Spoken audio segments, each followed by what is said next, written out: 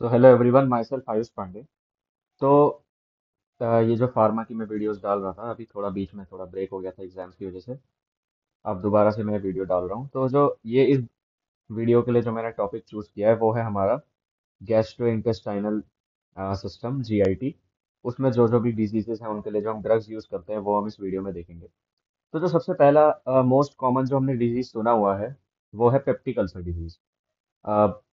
Peptic ulcer disease, अब ulcer होता क्या है? अल्सर इज एब्रेटेड म्यूकोजा, मतलब जो हमारा स्टमक है या जो ड्यूोडेनम है उसकी जब म्यूकोजा में एब्रेजन आ जाता है किसी भी फैक्टर से, फॉर एग्जांपल मान लो एसिड का ज्यादा सिक्रीशन हो गया तो उस एसिड ने जो वो म्यूकोजा की वॉल है उसे इरिटेट किया।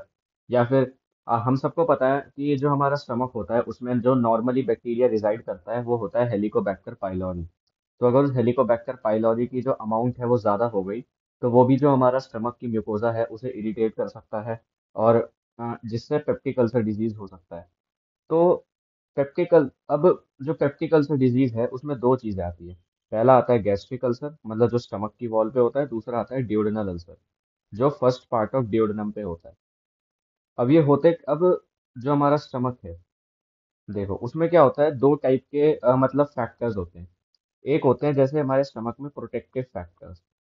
प्रोटेक्टिव फैक्टर्स क्या होते हैं? जैसे स्टमक की म्यूकस मेम्ब्रेन है, वो प्रोटेक्टिव फैक्टर है। वो हमारे स्टमक को जो एसिड है उससे प्रोटेक्ट करती है। बाइकार्बोनेट आयन, ये एक प्रोटेक्टिव फैक्टर है जो एक्सेस एसिड को न्यूट्रलाइज करता है। और एग्रेसिव फैक्टर या फिर वो फैक्टर जो कि डैमेज करते हैं वो क्या क्या हो गए? सबसे पहला तो एसिड ही हो गया, HCl जो सिक्रीट होता है। दूसरा मैंने बताया एच पाइलोरी, हेलिकोबैक्टर पाइलोरी, जो कि अमाउंट जिसकी ज़्यादा हो गई तो वो हमारे स्टमक की म्यूकोजा को इरिटेट करता है। तो दो टाइप के फैक्टर्स हो गए, प्रोटेक्टिव जो कि पेप्टिक अल्सर डिजीज नहीं होने देते, जैसे म्यूकस मेम्ब्रेन, HCO3। एग्रेसिव, जो कि अगर ज़्यादा हो गए तो पेप्टिक अल्सर डिजीज कॉज कराते हैं, जैसे हाइड्रोक्लोरिक एसिड और हेलिकोबैक्टर पाइलोरी बैक्टीरिया। ठीक है। तो इसका मतलब हमें सिंपल समझ आ रहा है कि जो पेप्टिक अल्सर डिजीज है वो कब होता है? जब जो है प्रोटेक्टिव और एग्रेसिव फैक्टर्स है इनमें इम्बैलेंस होता है। इम्बैलेंस यानी जो एग्रेसिव फैक्टर्स है वो बढ़ते हैं और प्रोटेक्टिव फैक्टर्स कम होते हैं, तब पेप्टिक अल्सर डिजीज होता है। तो इस वीडियो में हम देखेंगे कि पेशेंट को अगर पेप्टिक अल्सर डिजीज हो गया, फॉर एग्जांपल पहले HCl कॉज से कि एसिड का सिक्रीशन ज़्यादा है, तो क्या ड्रग देंगे? दूसरा है H पाइलोरी, बैक्टीरिया है, तो ऑब्वियसली एंटी बैक्टीरियल ड्रग्स देंगे, तो वो भी देखेंगे। तो सबसे पहले हम देखते हैं कि अगर मान लो HCl के बढ़ने से यानी एसिड के ज़्यादा सिक्रीट होने से जो पेप्टिक अल्सर डिजीज है हो रहा है, तो उसमें हम क्या क्या ड्रग दे सकते हैं? तो यानी जो हमारा पहला है वो है, हमें एसिड के सिक्रीशन को डिक्रीज करना है, डिक्रीज एसिड सिक्रीशन। ठीक है। अब देखो, एक बात आप ये याद रखो कि कौन सी चीजें हैं जो एसिड को सिक्रीट कराती हैं, कौन सी हैं जो एसिड का सिक्रीशन कम कराती हैं।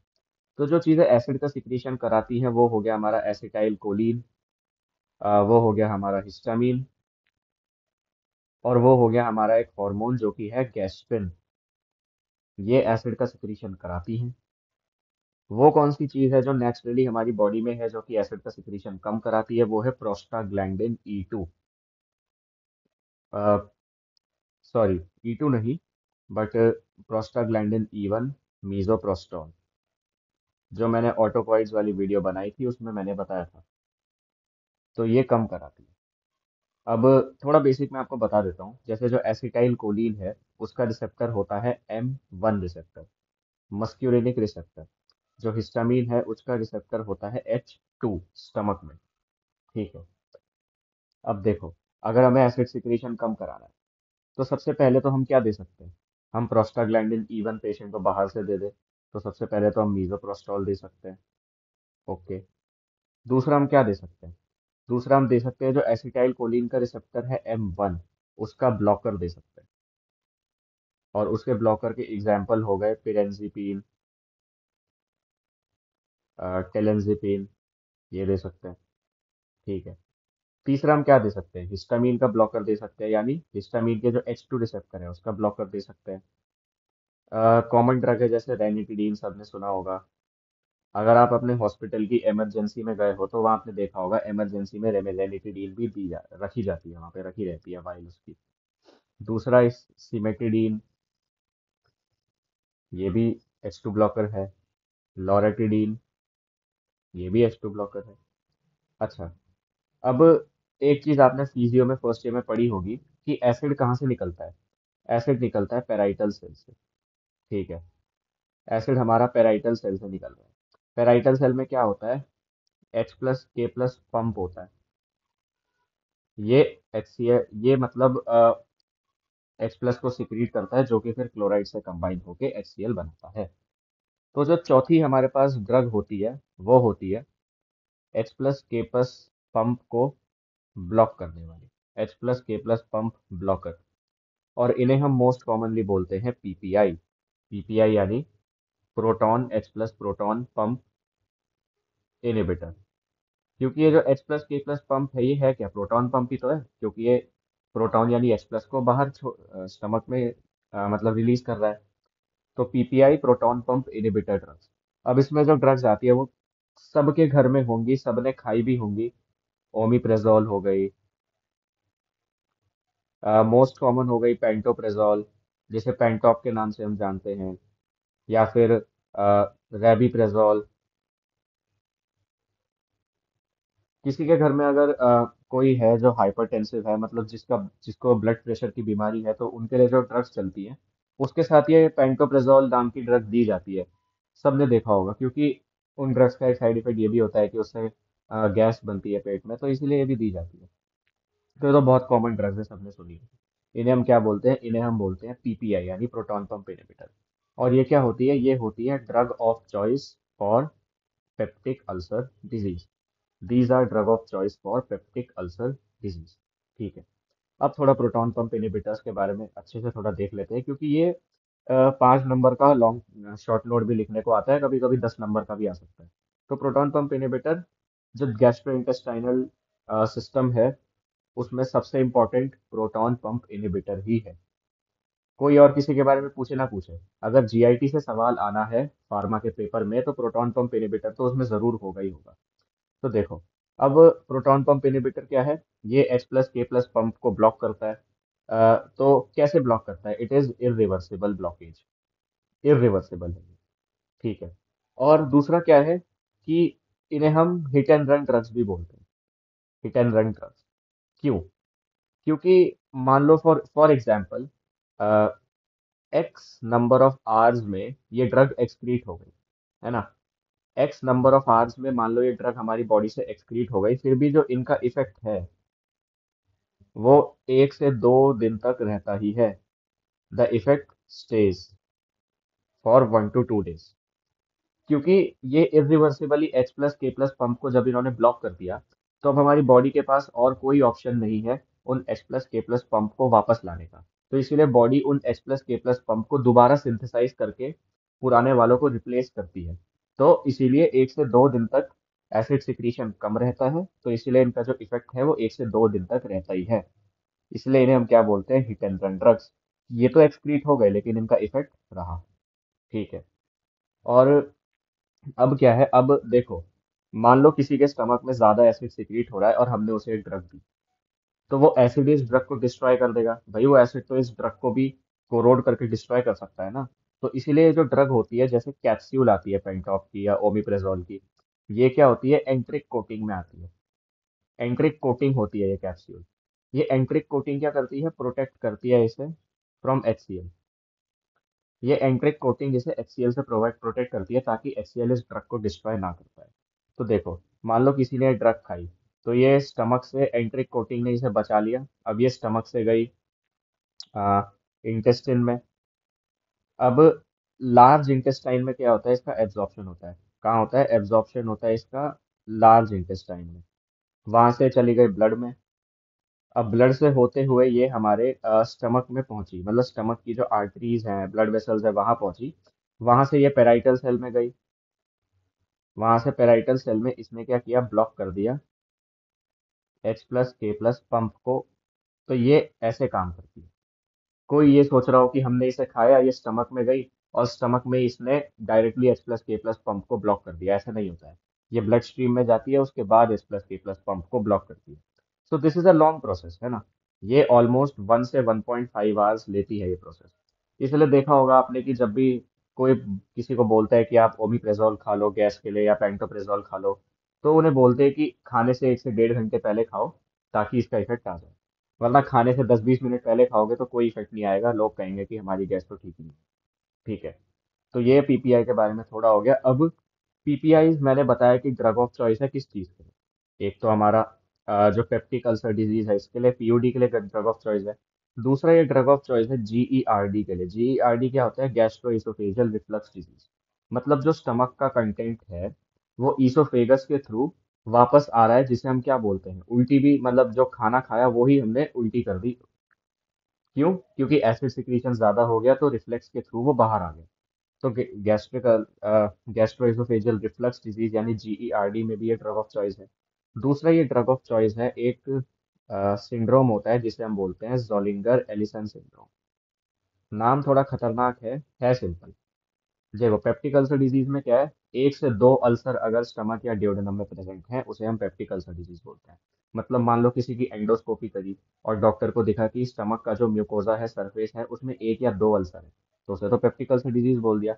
लेकिन अगर वो अल्सर बहुत सारे हैं, मतलब पूरे स्टमक के म्यूकोजा में हमें अल्सर्स ही अल्सर्स दिख रहे हैं, तो उसे हम जोलिंगर एलिसन सिंड्रोम बोलते हैं।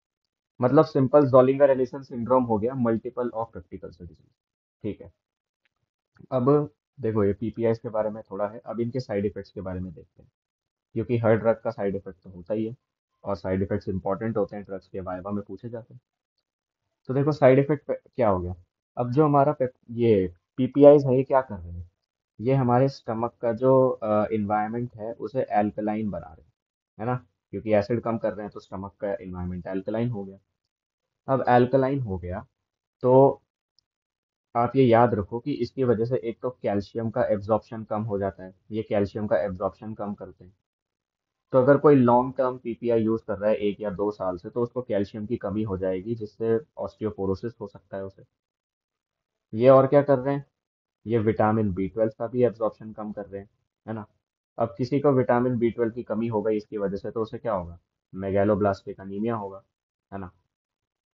मेगालोब्लास्टिक अनीमिया होगा। और ये क्या करते हैं, और इन्फेक्शन का रिस्क भी बढ़ाते हैं, क्योंकि जो एसिड है that also helps in killing the microbes. जो भी थोड़े बहुत माइक्रोब्स खाने में आ जाते हैं उनको भी किल करने में हेल्प करता है। तो अब एसिड तो है नहीं, तो इन्फेक्शन का रिस्क भी बढ़ा सकते हैं। ठीक है। तो ये क्या हो गया हमारा, पेप्टिक अल्सर डिजीज के बारे में हो गया पूरा। शॉर्ट नोट आया तो आप इसे अच्छे से इलेबोरेट करके लिखोगे तो अच्छा रहेगा। ठीक है। ये हो गई हमारी जो वो ड्रग्स जो एसिड सिक्रीशन कम कर रही है। दूसरा हमारा टारगेट क्या हो सकता है? Most common antacids. सबने सुना होगा इनो वगैरह वगैरह, जो एंटासिड्स देखा होगा। तो एंटासिड्स क्या है? अब एंटासिड्स क्या करती हैं, जो एसिड स्टमक में ऑलरेडी प्रेजेंट है उसे न्यूट्रलाइज करती हैं। तो दे आर पेन रिलीवर्स, है ना? They are one of the fastest pain relievers. ठीक है। They are one of the fastest pain relievers. अब एग्जांपल्स क्या होते हैं एंटासिड्स के, वो हम याद रखेंगे। Aluminium hydroxide and magnesium hydroxide, ये एंटासिड्स के एग्जांपल। और इनके साथ ही साथ आप साइड इफेक्ट्स भी याद रखो कि जो एल्यूमिनियम हाइड्रोक्साइड है उसका साइड इफेक्ट होता है कॉन्स्टिपेशन, और जो मैग्नीशियम हाइड्रोक्साइड है उसका साइड इफेक्ट होता है डायरिया। सिंपल। अब जो अ, तीसरी कैटेगरी ऑफ ड्रग्स होती हैं वो होती हैं ulcer protective drugs. Ulcer protective drugs. अब देखो क्या है, मान लो किसी के स्टमक में या ड्यूोडेनम में अल्सर बन रखा है। फिर वो पेशेंट ने मान लो खाना खाया। अब उस खाने को डाइजेस्ट करने के लिए स्टमक तो एसिड सिक्रीट करेगा। अब वो जो एसिड है वो उस अल्सर को और इरिटेट करेगा। तो अल्सर, मान लो वो हील हो रहा था अल्सर, उस एसिड ने उसे इरिटेट किया तो उसकी हीलिंग भी रुक गई। तो अल्सर प्रोटेक्टिव ड्रग क्या करती है, ये उस अल्सर को कवर कर लेती है। मतलब उसके आसपास एक कोटिंग बना लेती है ताकि वो हमारे स्टमक के एसिड से कांटेक्ट में ना आ पाए, और जो उसकी हीलिंग है वो अच्छे से हो। तो इसमें दो एग्जाम्पल आते हैं। पहला होता है सुक्रलफेट, दूसरा होता है सीबीएस। सीबीएस होता है कोलोइडल बिस्मुथ सबसिट्रेट। ये एज अ सिरप आते हैं। ये अल्सर के आसपास कवर बना लेते हैं ताकि वो स्टमक के एसिड के कांटेक्ट में ना आए और उसकी हीलिंग अच्छे से हो। तो सुक्रलफेट हो गया और कोलोइडल बिस्मुथ सबसिट्रेट हो गया। अब देखो, सुक्रालोफेट की एक ये कंडीशन है कि अगर हमारे स्टमक का पीएच 4 से कम है, अ, तभी ये मतलब अल्सर से बाइंड करेगा। 4 से कम यानी अगर स्टमक का पीएच एसिडिक है तभी ये उससे अल्सर से बाइंड करेगा। तो मान लो अगर हमने किसी पेशेंट को एंटासिड के साथ ये दे दी, तो क्या होगा? पीएच तो एल्कलाइन हो जाएगा, तो ये बाइंड ही नहीं कर पाएगा, तो ये ड्रग का इफेक्ट ही नहीं आएगा, तो ये किसी काम की नहीं है फिर। तो इसलिए इन्हें हमें एंटासिड के साथ नहीं देना चाहिए। दूसरा जो कोलॉइडल बिस्मुथ सब्सट्रेट है, अगर इसकी टॉक्सिसिटी हो गई तो पॉइजनिंग हो सकती है इस कोलॉइडल बिस्मुथ सब्सट्रेट की। तो सिम्टम्स क्या क्या होते हैं, मतलब साइड इफेक्ट क्या क्या हो सकते हैं? एनसीफेलोपैथी हो सकती है ना? एनसीफेलोपैथी मतलब एक तरह से आप सीएनएस डिप्रेशन। दूसरा, ऑस्टियो डिस्ट्रॉफी, यानी बोन में भी डिस्ट्रॉफी हो सकती है। तो ये इसके साइड इफेक्ट हैं। तो ये हमारी तीसरी क्लास ऑफ ड्रग थी, अल्सर प्रोटेक्टिव ड्रग। जो हमारी चौथी और लास्ट क्लास ऑफ ड्रग है वो है, अगर मान लो जो अल्सर है वो एच पाइलोरी की वजह से हो रहा है, तो उसमें क्या आएगा? एंटी एच पाइलोरी ड्रग्स, है ना? यानी सिंपल एच पाइलोरी कहें बैक्टीरिया, तो एंटी बैक्टीरियल ड्रग्स आएंगे। ठीक है। तो इसमें आती है तीन ड्रग एंड तीन एंटी बैक्टीरियल्स, जो कि एच पाइलोरी के लिए यूजुअली दी जाती हैं। इसका जो शॉर्ट फॉर्म है वो है CAM, कैम। सी से हो गया क्लेरिथ्रोमाइसिन, ए से हो गया एमोक्सिसिलिन, एम से हो गया मेट्रोनिडाजोल। ये तीन एंटीबायोटिक्स हैं जो कि अ, अगर एच पाइलोरी इन्फेक्शन है तो दी जा रही है। ठीक है। तो ये सिंपल हो गया हमारा ड्रग्स जो कि पेप्टिक अल्सर डिजीज के लिए दी जाती है। अब मान लो ओपीडी में कोई पेशेंट आता है जिसको मतलब कंप्लेन है पेप्टिक अल्सर डिजीज की, एंडोस्कोपी वगैरह कराई और पता चल गया कि पेप्टिक अल्सर डिजीज है इन्हें। तो हम उन्हें कौन सी ड्रग्स देंगे? तो जो ड्रग्स हम उन्हें प्रिस्क्राइब करेंगे जो कि पेशेंट खाएगा, वो होगी क्लेरिथ्रोमाइसिन, मतलब ड्रग रेजिमेन एक तरह से। क्लेरिथ्रोमाइसिन 500 mg, एमोक्सिसिलिन 1 ग्राम, और लेसेनोप्रेजोल, ये भी एक पीपीआई है, लेसेनोप्रेजोल, ये दी जाएगी 30 mg। कितने दिनों के लिए? For 14 days. दिन में कितनी बार खानी होगी? बीडी, यानी दिन में 2 बार। ये ड्रग रेजिमेन है पेप्टिक अल्सर डिजीज की। This is the drug regimen of peptic ulcer disease. Short form है कैप। सी से हो गया आपका क्लेरिथ्रोमाइसिन, ए से हो गया आपका एमोक्सिसिलिन, और पी से हो गया आपका PPI, which is lansoprazole 30 mg BD. Okay. तो ये था हमारा पेप्टिक अल्सर डिजीज। अगली वीडियो में I will discuss about emetics, यानी वॉमिटिंग के बारे में, और इन्फ्लामेटरी बावल डिजीज और डायरिया के बारे में जो ड्रग्स दी जाती है। Thank you.